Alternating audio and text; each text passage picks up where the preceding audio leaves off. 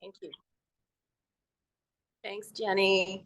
Hello, everyone. Welcome. Welcome to the Royal BC Museum from wherever you are today. And my name is Liz Crocker, and I'm a learning program developer here at the Royal BC Museum. So I work on the learning team. I get to do programs like this online, and I also work on our learning portal. Hang on, I'm just going to stop a little message there on my phone. And so today we're going to be together about a half an hour, maybe a little bit longer. And you are here for the Hibernating Animals of BC program. So hopefully you're in the right place. Thank you for joining us. And before we get started, we're going to do a little bit of a formal introduction. Jenny's got some slides she's going to share for me. Yeah, there we go. Hibernating Animals of British Columbia. That's our program today, so welcome. And here at the museum, we are on the territories, the traditional territories of the Lekwungen, the Songhees, and Esquimalt nations. And we extend our appreciation for the opportunity to live here and learn on this beautiful territory. And yeah, if you've never been here and know where we are on the west coast of Canada in the province of British Columbia. And we are right down at the bottom of the province, southern tip of Vancouver Island. And we are in the city of Victoria, which is in Lekwungen territory. And there's a beautiful picture of our museum. I think that's on a little bit warmer day than today. But if you see that picture of that building there, and there's a tower on the right-hand side, that's the tower that I am speaking to you from. That's called Fannin Tower. Thank you, Jenny. I think that's the last slide for now, though I think we're going to go back to them. Yes. And let me flip my camera around so you can see what's going on here today in Victoria, British Columbia. Now, we are definitely having winter. We don't often have snow here. We usually have it about once a year and usually get it in January. I should say at least once a year.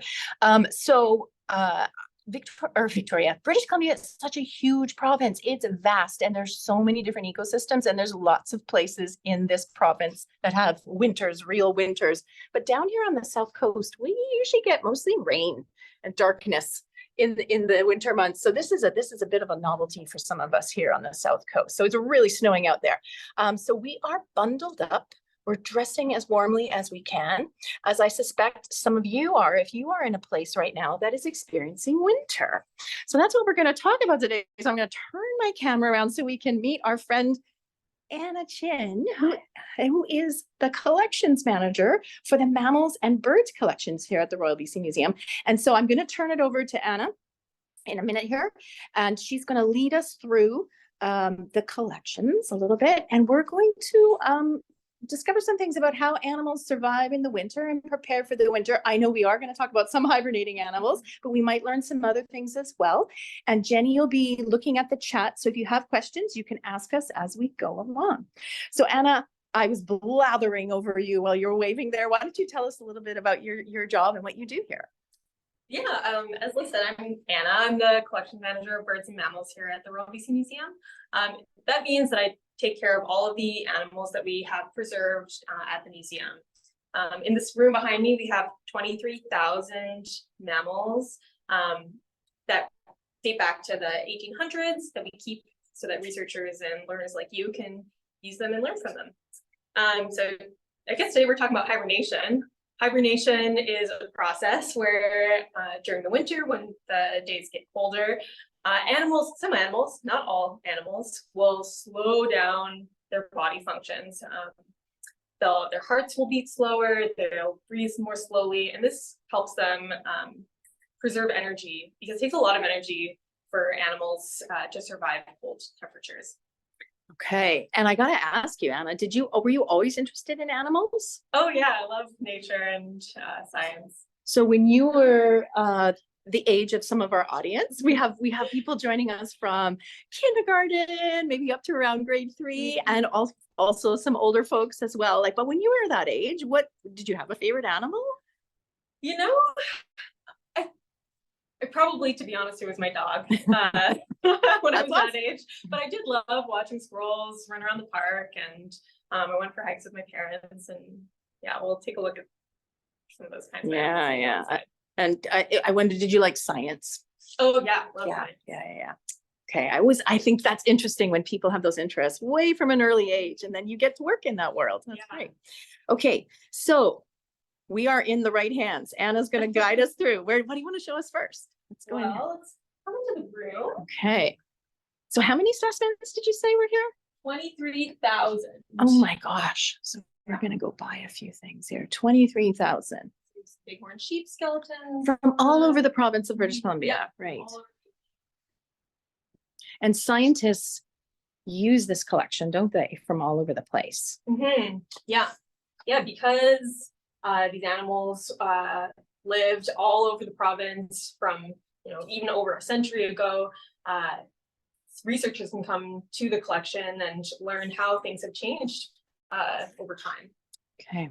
So it's almost like a library for scientists. Yeah, Okay. Oh, wow. Look at all this. So first, I picked out an animal that doesn't actually hibernate. Oh. These are red squirrels.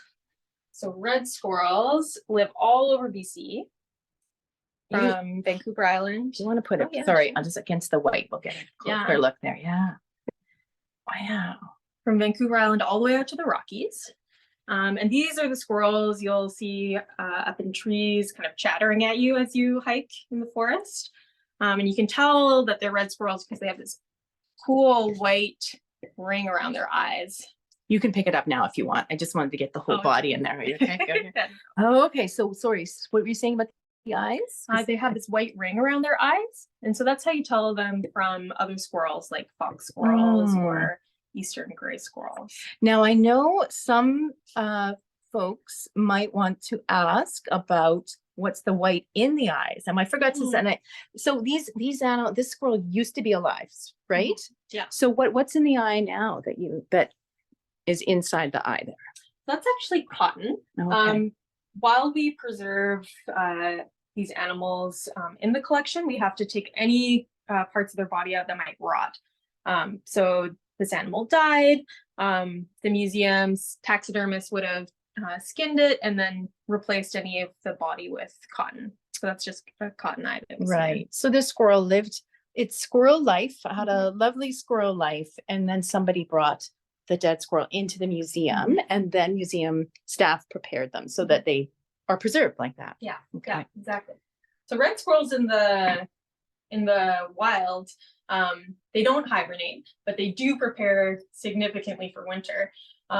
They'll make their nests up in trees, and over the course of the fall, as the temperatures drop, they'll gather huge caches of food, like pine cones or seeds, mushrooms, and they'll stash them in areas kind of around their nests in the trees. And so then on winter days, they'll spend most of the time kind of sleeping. Their body functions will slow down as well, to make sure that they aren't using too much energy during the day.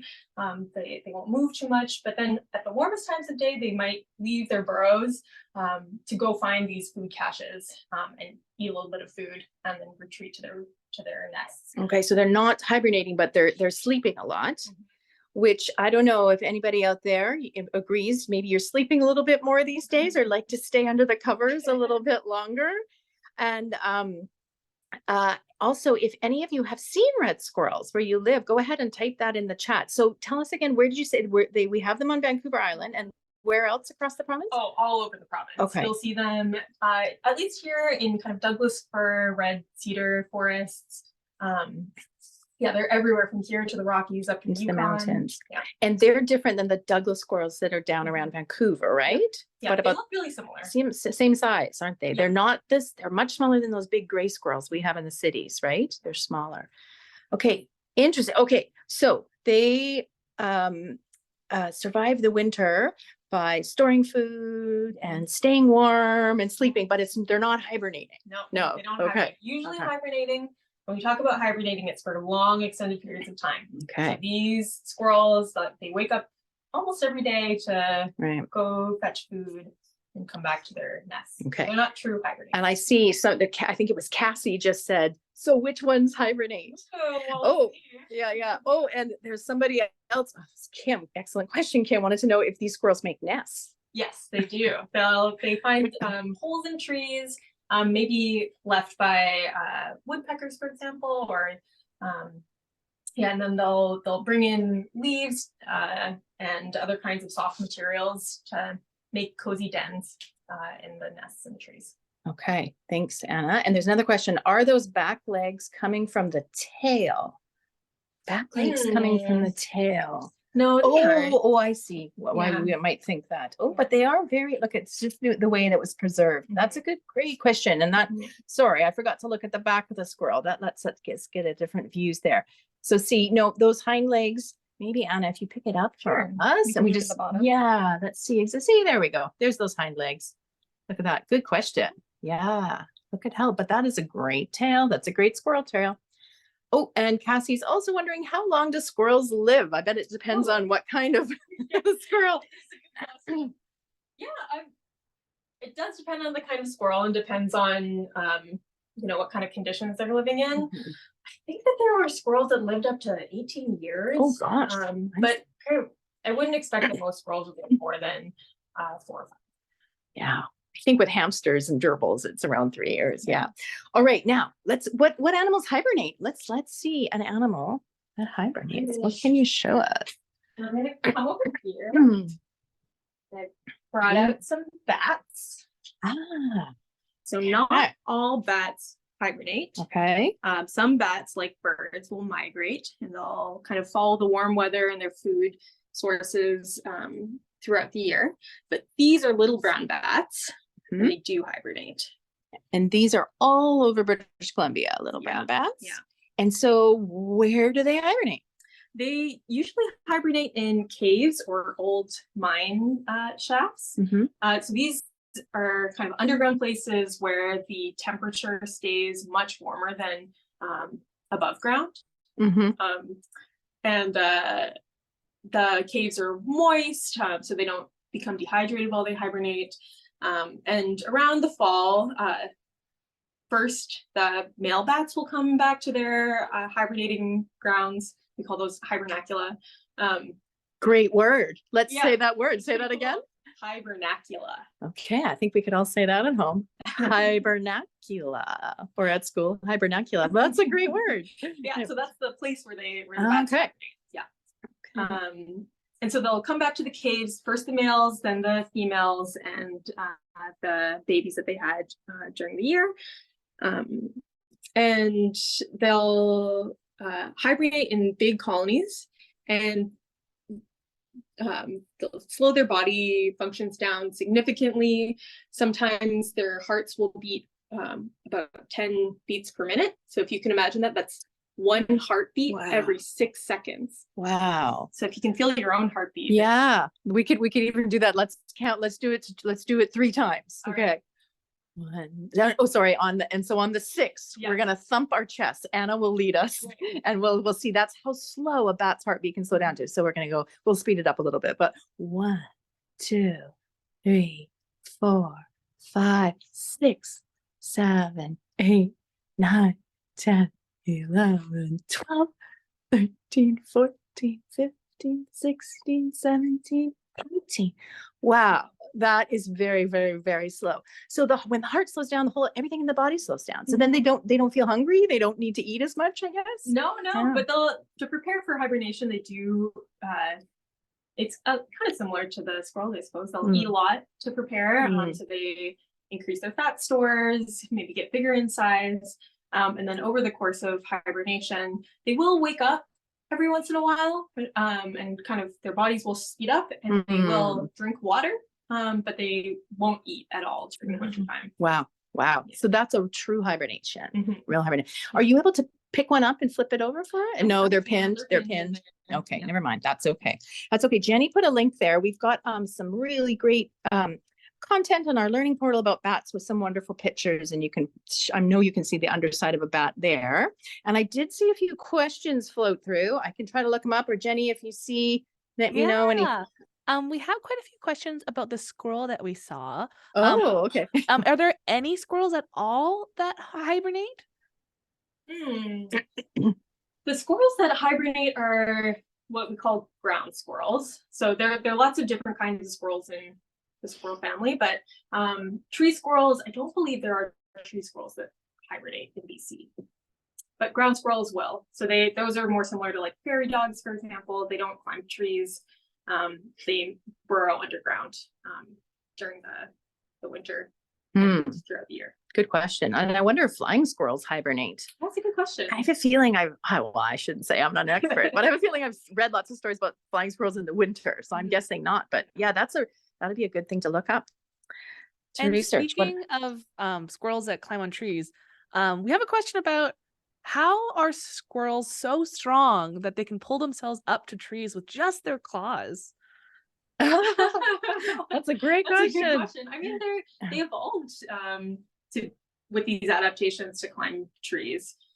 So they're quite small bodied. So their body to weight ratio is or body size to weight ratio, body strength to weight ratio is quite high because they're so small. It's like, if you're on the playground, you as a kid, I'm sure you can do the monkey bars way better than your like teachers can, just because you're small and so you're much stronger in relation to your body size. Ooh, great example. I thought of that. I used to do monkey bars all the time as a kid, and they're definitely more difficult now.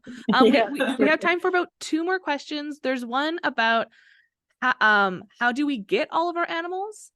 And the other question was, how do animals know when to wake up or stop hibernating? Ooh, let's start with the last question. How do animals know how to wake up and to stop hibernating? It depends on the animal, but most animals they'll come out of hibernation when it gets warm enough out. So bats, for example, these little brown bats, when they come out of hibernation depends on the year. If the temperature stays cold enough during the spring, or if the weather's bad enough, they'll stay hibernating for longer. So as the ambient temperature warms up, they'll emerge from hibernation. Daylight can also have something to do with it. So as the days get longer during the spring, this will tell the animal it's time to wake up from hibernation. So lots of different cues in the environment. And so what about that other question? Where do most of the animals come from in this collection? It's changed a lot over time. Some of the animals would have gotten hunted and killed by scientists decades ago. Today, most of the time we get animals that died, for example, birds that hit windows or that got hit by cars. People from the public will bring us dead animals that they found.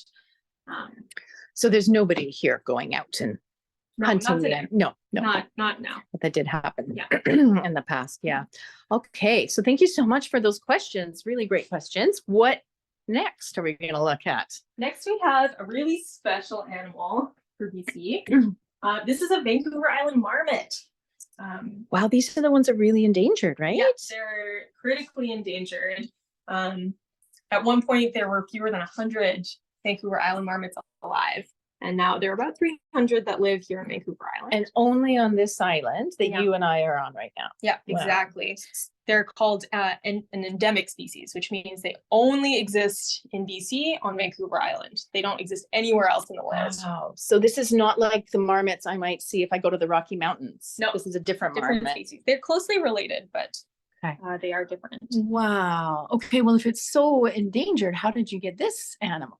And this one came from, because they're so endangered, there are lots of people who work to monitor the Vancouver Island marmot. So they keep track of how well the populations of marmots are doing. And so this one probably would have died natural death, but they would have had a kind of like GPS locator on the animal, and scientists would have gone out and found the body of this marmot.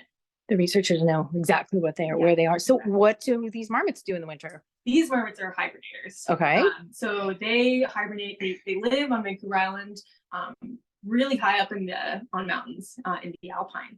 So you can imagine that on mountains, it gets really cold during the winter. So they hibernate for 6 to 7 months out of the year. Oh, wow. Yeah, long time. That could be good. Lounging in my little den. Where I said den, but do they have dens? They have burrows. Burrows. So they dig burrows that are up to 1 meter underground. And this, like the caves for the bats, keeps the temperature in the winter much more stable than the air temperature outside. Okay. So they'll retreat to their burrows with their families. They live in these big colonies that are all related to one another. So these family groups will retreat to their burrows around September, and then hibernate for over the course of 7 months and emerge around April or May. Wow. Wow. So, wow, true hibernation. I think I saw a question there, Jenny. Was it, how did they become endangered? Yeah. So what was the cause of them becoming endangered? And maybe speak a little bit more about what endangered means. Oh, yeah, that's great. And I think this is a complicated one, isn't it? It's a complicated Yeah. one. Okay. Yeah, endangered usually means that there's just a lot of threats to their existence as a species. So perhaps their population is in decline. They aren't growing as a population. There's a lot of potential for them to for shocks in the environment to affect them overall. Right. So when you say population, you mean like at one time there was only 100 in the whole world. So that's their population. And so if there's no more, if they're all gone, then they're extinct. That means there's no more on Earth, and that's a very sad thing. But so their population was at 100, and there's been lots of work, and it is better now. But yeah, did you want to say something about? I think some of the reasons why they became endangered are really there's different reasons, it's kind of uncertain as well. There's been a lot of research done into why exactly the Vancouver Island marmot is endangered. Right now, they think maybe it's some combination of deforestation and changes with their predators. So they may not have, as mountaintops or trees are being cut down and forests are being cut down on mountaintops, they have maybe fewer places to hide from predators. Right. It's a little complicated. Yeah. But there's lots of people that are working to help them, right? There's lots of people working on that. Lots of scientists, lots of volunteers working. There are little centers that where they have captive breeding programs where adults they'll raise babies and then release the babies into wild population. That would be a fun job. Now, Jenny, is there another? I think I saw a couple of other questions go by. Yeah, one of them was about how maybe the marmot prepares for hibernation. Do they eat a lot of food? If so, how much weight do they gain during that time? Yeah, they eat a ton of food to prepare for hibernation. Mostly they eat plants, and they might also eat seeds and perhaps insects if they find them, and they gain a ton of weight. So a female marmot, when she comes out of hibernation, might weigh about 3 kilograms, and then when she goes into hibernation, she's gained 2 whole kilos. Wow! So that's over 50% of her body, or around 50% of her body weight. Wow! So she's almost doubling in size. Yeah. Wow. Before going into hibernation. That's impressive. Wow. Are you able to flip her over so she's not pinned down? You can see the Vancouver Island marmot is really special. They have the kind of white snout and little white patches. Yeah. So on the screen, it kind of looks like the fur is spiky. Does it feel spiky? As one of the questions. It's a little wiry. Right, and she's got a tag. I know you need those tags so you can have lots of information about each animal. Yeah, it tells us about how big she was when she was alive, how much she weighed, where she was found. Wow, very thick fur. Oh, and look at those little hands. Wow. Well, thank you, Anna. That is amazing to get that close to the Vancouver Island marmot. So, do you have any other animals for us? One more animal. One more. Can anyone guess what it is? Any guesses of what we're, it's a hibernating animals program. What is an animal? Oh, somebody's made a guess. Any other guesses? Kim guessed something. What other mammal can you think of that might hibernate? I guess there's some wonderful guesses. I'm hearing bears, Anna. You're right. Brown-out black bears. Okay. So this is a skull of an adult black bear. Wow. And so these are all over British Columbia and beyond, of course. Yes. All over North America? Yep, all over North America. Okay. And I have some fur here too. Okay. So you can see it's quite thick. Oh yeah. Glossy on, well, it's how the light is shining here, but it looks really glossy. And so that thick fur, does it get thicker in the wintertime? Yeah. They'll grow thicker coats to keep them warm over the winter. Kind of similar if you have a dog at home, you might notice. That. Yeah, and horses. Somebody's just, Larissa has asked, how much does a black bear typically weigh? Ooh, that's a tough question. Tough one. Tough question. We might have to Google that. Several hundred kilos. Yeah. Right.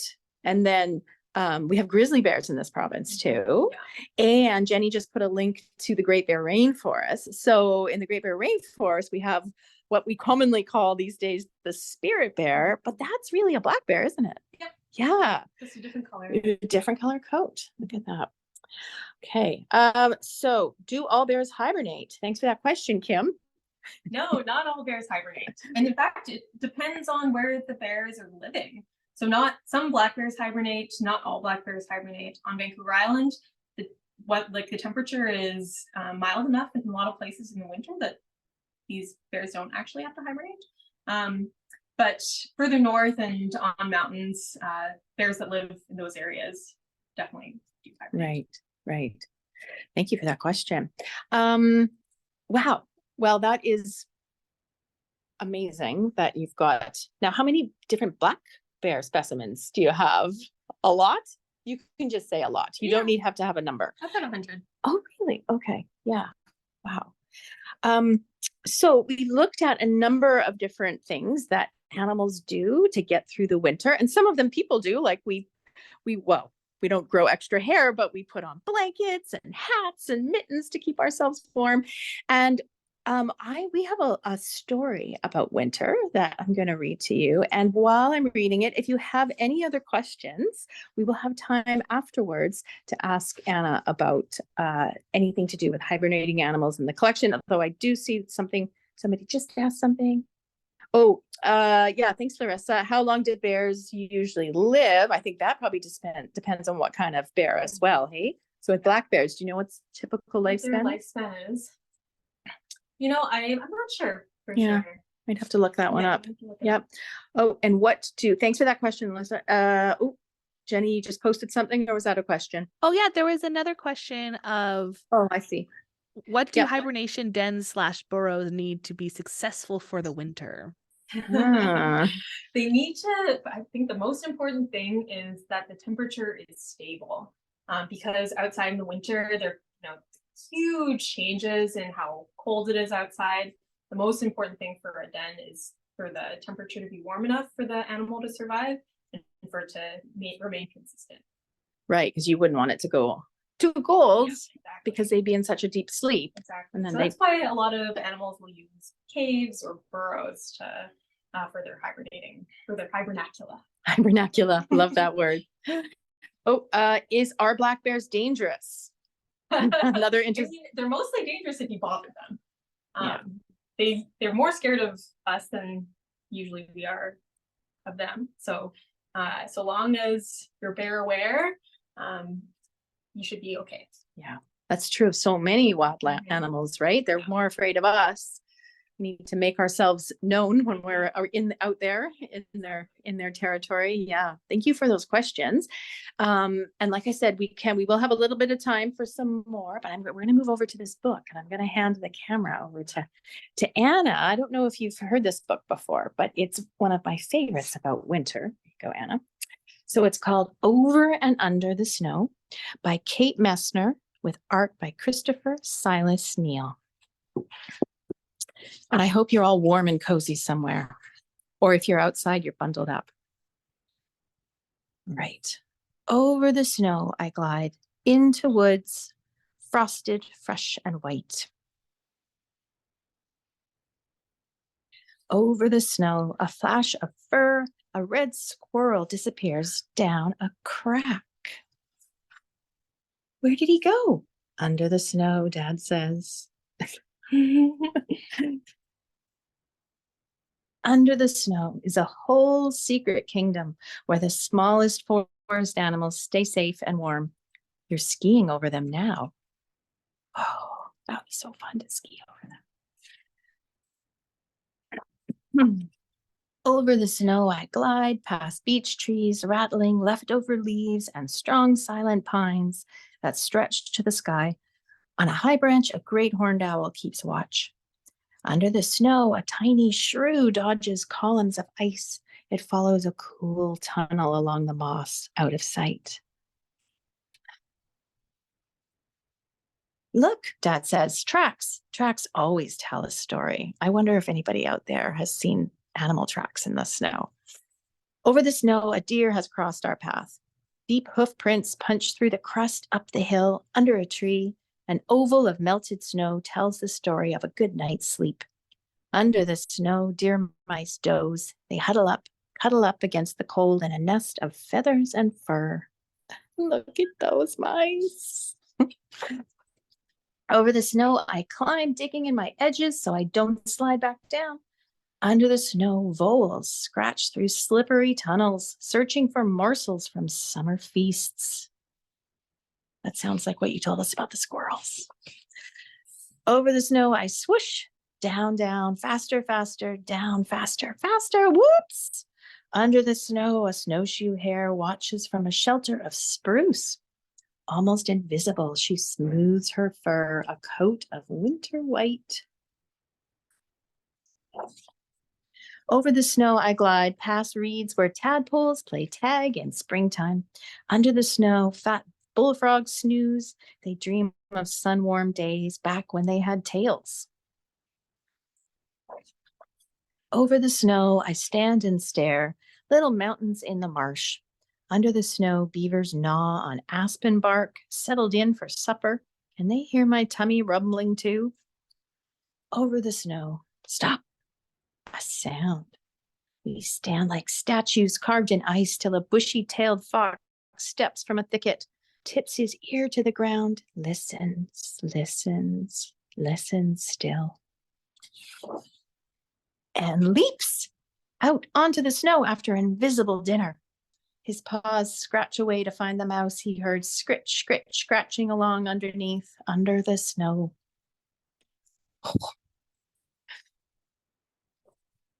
Over the snow I glide. A full moon lights my path to supper. Under the snow, a chipmunk wakes for a meal.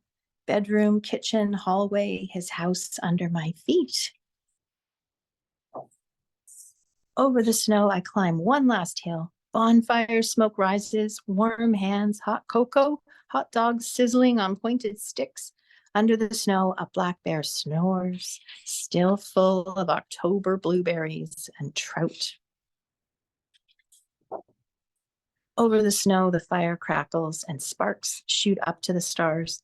I lick sticky marshmallow from my lips and lean back with heavy eyes. Shadows dance in the flames. Under the snow, a queen bumblebee drowses away until December, all alone. She'll rule a new colony in spring. Over the snow, I glide home on tired legs. Clouds whisper down feathery, soft flakes. Under the covers, I snuggle deep and drift into dreams of cuddling deer mice and slumbering frogs, hungry beavers and tunneling voles, drowsy bears and busy squirrels, and the secret kingdom under the snow. Look at that. That's like Star Wars. Oh, love that book. Love that book. Thank you for holding that, Anna. I hope you all enjoyed that story. It made me want to get under my covers for sure. Thank you so much for joining us. And we do have enough time for if there are a few other questions. Jenny? Yes, there are some questions. Okay. One overall question was, we have talked about what hibernation is, but why is it important? Why do species hibernate? Good question. Yeah, great question. It's important to for species to hibernate because, if you go outside, it's cold, you're shivering. It takes a lot of energy to keep you and animals warm. So hibernation for these animals that can't choose to go inside to get warm in the winter, this is their adaptation to stay alive during the winter time. It just takes a lot less energy to hibernate than it does if they were to be active over the course of the winter time. And a lot of the time, it's these animals who can't access food over the winter that hibernate. So bats, for example, the little brown bats that we saw, they mostly eat insects. And during the winter, if there's snow, there aren't really any insects for them to eat. Same thing with the bears. They eat a lot of plants and salmon, depending on where they live. And those foods just aren't available during the winter. So they need to hibernate to stay alive. Yeah, thank you. Thanks for that question. Thank you, Anna. And there was kind of, to go off of that, of what's a lot of times species hibernate because there's not a lot of food. One question was about the queen bee that we saw in that book. Like, is that a reason why it probably hibernates? Like, they've never seen a queen bee hibernating before. Oh, yeah. I'm not an entomologist. Disclaimer, Anna's not an entomologist, but a lot of insects overwinter underground, don't they? Yeah, exactly. Just like our Vancouver Island marmot, they'll go down underground because it's warmer than above ground. Yeah, I think you could do some investigating there. That'd be a fun thing to find out. How many insects actually do that? Yeah, thanks for that.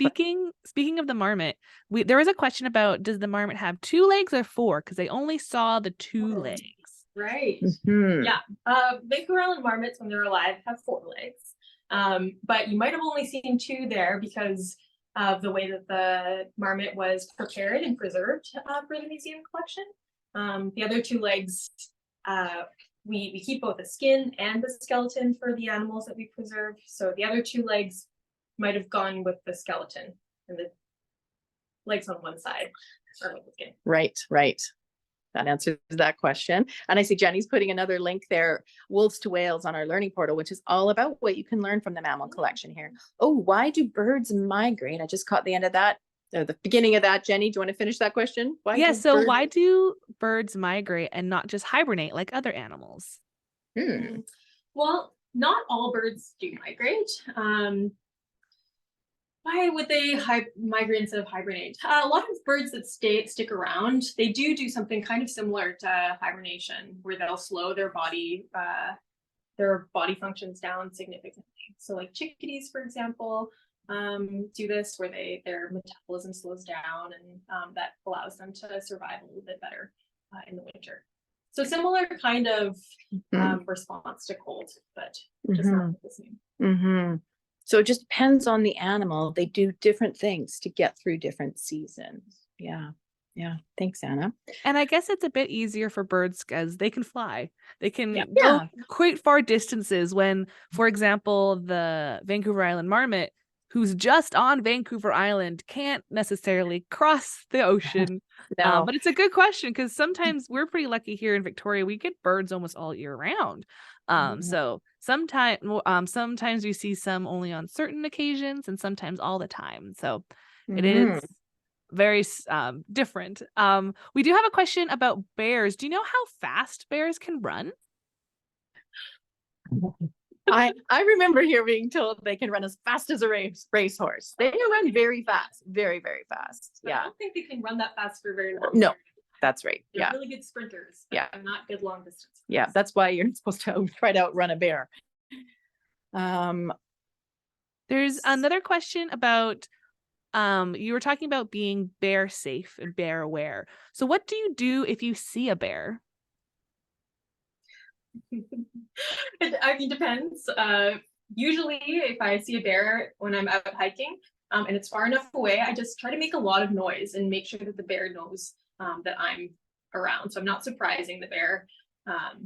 Usually if I see a bear from far away, I'll, stand my ground, make noise, kind of back away slowly, just make sure that we're aware of one another. And I think it depends where you live and what kind of bears you're around, right? Because there's different behaviors from different bears. So I think, thank you for that advice, Anna. I think that's good general advice, but you should definitely, if you're out in bear country, learn what are the safest responses that you should have in case you do see a bear. But yeah, making lots of lots of noise. People wear bear bells, but sometimes people sing when they're hiking or make lots of noise and talk. So, because generally the animals are going to try to get away from us. Yeah. Thank you for that question. Yeah. There was a question earlier on when we were by the bats, but now I think they're very similar to where we are now. But what are the animals that we see with the big horns? They are similar, aren't they? They're in the background. You've got this beautiful background, Anna. So these are bighorn sheep. Yeah. Now, sorry, I was going to ask, do we have them on Vancouver Island? Don't think we do. So where would we see these in British Columbia? These you can see in the interior. So I was in the Okanagan and I saw some bighorn sheep recently.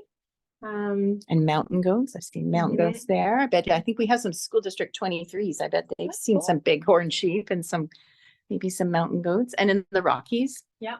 Yeah. Wow. And they do not hibernate. No. So animals like this, they're out there all winter long. Yeah. And they might move around to avoid the coldest places because they can move long distances. But yeah, they don't hibernate in the same way. No. Thank you for that question. Okay, there was another one about the birds. So the birds that don't hibernate, do they have thicker skin, or is there a reason maybe they have more access to food? What is the reasons why some don't hibernate or not hibernate or don't migrate? Yeah. Yeah. A lot of birds that don't migrate feed on seeds and cones. So they have more access to food over the winter often. And over the course of the year, they might change their diets as well. So when there's more insects available, they might eat more insects. When there's more seeds available, they'll eat seeds. Right. And Anna helped create a beautiful pathway on our learning portal all about birds. Maybe Jenny can share that link when you get a chance. And there's some wonderful pictures in there, and there's some video too of birds of British Columbia. Yeah, thanks for that question. Thanks, Jenny. Okay, and now I think we are just about out of time, but we had a couple more slides we were going to show. Is that right, Jenny? Yes. Okay, so there's a lovely picture of Anna and with her email. If you have any questions about mammals of BC, you can contact Anna directly. Thank you, Anna, for making yourself available for that. And then, yeah, there's a couple of links from our learning portal. There's a really quick link on how to get there, rbcm.ca/LP, or you can Google it, and there's some wonderful information on there, and pictures and video and some activities and lesson plans and things about bats of BC and different mammals that we have represented in the collection. And we also have outreach kits that we lend out across the province. And our latest one is all about bats of British Columbia. So if you'd like to learn more about bats and how they survive and hibernate and live, and some of them migrate even in British Columbia, click on that link and find out how you could borrow that kit. So thank you for joining us today. And there's an email address there, gft@royalbcmuseum.bc.ca if you're interested. We do offer digital field trips, so you can book those. You can see that link up there, or you can send in a question to that email there, and we can answer any questions about our digital field trip program. So thank you for joining us. I'm going to flip the camera around so you can see us, and we'll say bye to you. Thank you so much for joining us today, and stay warm out there. And thank you, Anna, for showing us the collection and all those special animals. Thanks so much. Bye, everybody. Bye.